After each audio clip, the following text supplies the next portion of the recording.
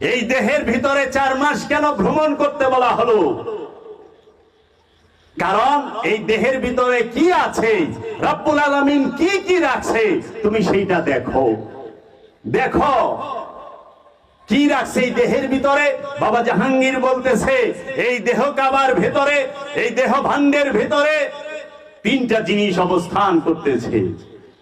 একটি হচ্ছে নফস তথা তোমার প্রাণ, তুমি নিজে। আরেকটি হচ্ছে খান্নাস রূপী শয়তান।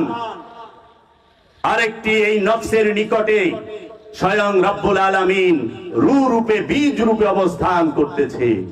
এই 3টি জিনিস এই দেহ কাবার ভেতরে আছে। এই 3টি জিনিসের পরিচয়ের জন্যই আমাকে বলা হয়েছে ফাসিহু ফিল আরদে আরবাতা আশহুরিনা, তুমি 4টা মাস 120টা দিন এই পৃথিবীতে ভ্রমণ করো, এই দেহের মধ্যে ভ্রমণ করো। তুমি